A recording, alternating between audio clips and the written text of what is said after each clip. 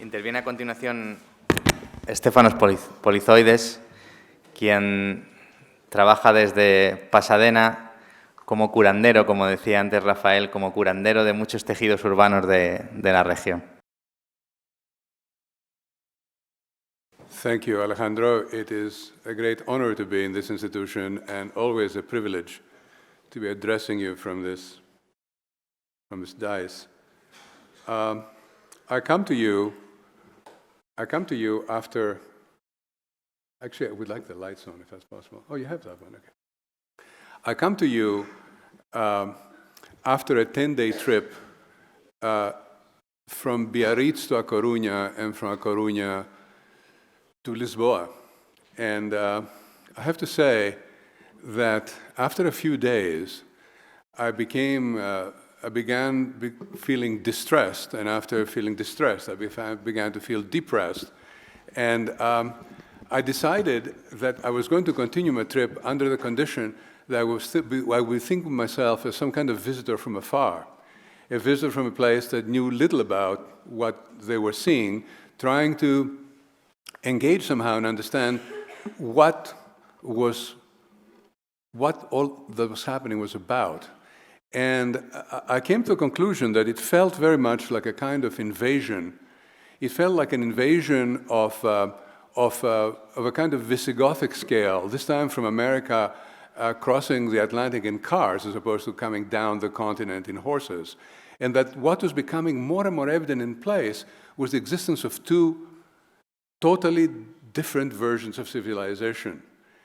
And it was not only the damage done to center cities, and often through only 1, 2, or 3 buildings. And I'm talking about Oviedo and Gijón and Santiago de Compostela, which is in ruins, actually, with the exception of the historic core. Not only that, but also the whole development of the periphery of the cities and the complete destruction of nature, one building at a time. And it bothered me so very much that I threw away my presentation and decided to continue talking to you today about something in writing, which is very uncharacteristic of me because I never read anything from a lectern, and I always describe my work and my thoughts visually. But this subject is really a subject of extreme crisis. So I would like to read you this and maybe discuss with you a proposal about decriminalizing traditional architecture at the end. So the title of this is Beyond Preservation Towards an Architecture of Cultural Continuity. We're living and working at a time of intense political, social, and economic crisis.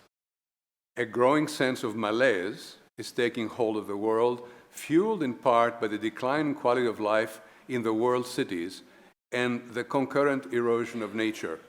This cultural anxiety goes generally undernoticed, underreported, and underappreciated.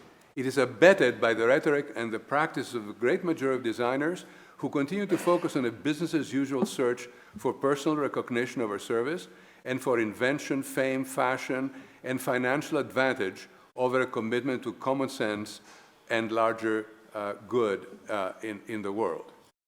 There's no denying that in recent decades and up to the present, most new buildings and extensions to human settlements designed worldwide have been grossly deficient. Under the principles of modernist architecture and urbanism, most projects are being developed in fragmented, wasteful, and arbitrary form, and it is also an undeniable fact that they are also generally uniform, banal, dysfunctional, and impermanent. There is very little interest and concern among architects for framing their work in the context of local history, of local culture, or local technology, or local climate, or advocating on behalf of anyone else but the rarefied elites of their countries. Architecture and urbanism have been reduced to a literal expression of advanced technical possibilities, and that independent, in most cases, of program and of context. They've totally lost their symbolic and emotive direction and have become absolutely incomprehensible. As a result, they've been contributing a sense of alienation and feeding a looming sense of pessimism that for the first time ever, humanity may be failing to secure an adequate habitat in balance with nature. Under kinder and gentler circumstances, and in different times, the call for a meeting topic such as reconstruction of cultural heritage may have been addressed differently, perhaps as a new protocol for promoting the preservation, restoration, and reconstruction of historic buildings and of places crucial to sustaining the cultural heritage of each region and each nation. But under the current condition of a physical world in steep decline, it is crucial to begin shifting our collective attention away from a limited focus on maintaining existing cultural assets and directing ourselves towards a radical new proposition, which is to revitalize traditional building crafts and traditional architectural practices in order to urgently produce a worthy architectural, urban, and environmental culture anew. From scratch, that is. A culture empathetic to the deep concerns of humanity, including the existential need for beauty at everyone's reach. A culture that safeguards our future on this earth at last. What this means in terms practical is that the ideological basis for teaching and practicing architecture and urbanism needs to be shifted radically, away from the nihilist and narcissist design posturing of the post-war era that has so damaged or built the natural world, and towards a totally new design ethos, one that is place-based and integrates issues of building, public space, landscape, and infrastructure, one that is culturally and formally diverse in order to serve the needs of people everywhere, and one that is historically rooted in local conditions, knowledge, needs, beliefs, and resources. I know there are a number of people in this room that have spent a great deal of time than I on this cause, some of them for more than 30, 40, or 50 years in some cases. So what I'm about to say might seem a piece of relatively common knowledge, but it's a list of items that this architecture incorporates that, although not complete, I should say, might be absolutely adequate to take the next steps in terms of education that I would like to speak about. So this kind of architecture should at a minimum be an incremental addition to the form of the existing city that determines both a collective fabric of buildings and a public realm of streets, squares, and parks. In other words, there has to be a dialectic between the buildings that we build and the places that we make and how we understand the form of the city as a whole. It has to be a response to the climatic conditions of biome where it is practiced and built, conserving resources and accommodating the forces of nature. It is unconscionable that we're building the same buildings in the Arctic as we're building in the tropics. It is a sign of complete and absolute compromise and lack of understanding about where we are on this earth. It's a form of total intellectual bankruptcy. It should be a reflection of the millennial cultural traditions of the people who sponsor it and those who use it, breeding identity and familiarity and meeting social expectations. It should be a contribution to the physical comfort, well-being, and health of its users and of society. It doesn't make any sense to be air-conditioned in glass buildings in the winter. It should be an expression of the interwoven values and ideals of individuals, communities, institutions, and nature. Architecture is not a matter of the elite, it's a matter of everybody, and not individuals, but also the groupings, the social groupings in which people have managed to make civilization through in the past and can in the future. It should be an expression of the interwoven values and ideals of, as I said, of individuals, communities, institutions, and nations. It should be about buildings whose construction is possible on a spectrum of technology, not only high technology, but from primitive to advanced, and for the benefit of builders at all scales, not only large companies. It should be about buildings that possess a durable and repairable exterior shell and can resist obsolescence and early demolition. I saw rusting buildings in Bilbao in this trip that were 20 years old. It couldn't be far away, much more than 20 or 30 years away from demolition. It should be about buildings that have a flexible and reusable interior and be transformed easily to adapt to the way society's programs change over time. It should be about buildings executed necessarily in small enough increments for wealth to be distributed across all classes, not only the super wealthy. We're headed towards a world in which the super wealthy are controlling a building. It should be about buildings constructed through manual skill and to significant detail, spreading pleasure, pride, recognition to craftspeople, to the craftspeople that realize them. It is amply clear through this incomplete list that this kind of architecture is diametrically opposite to that taught and practiced almost everywhere in the world today, with very few exceptions. If we aspire to create a new and enabling physical world, then we have to act with urgency, returning to the ideas and principles, methods and skills of our living traditions that we know produce the kinds of places and objects that we grew up in and which can save us from urban and environmental catastrophe. So this is an urgent text that was written in response to what has been happening in the last months and years and days of experience in the world. And I want to come up with a very simple last statement that has to do with how we may be, through education, able to change this.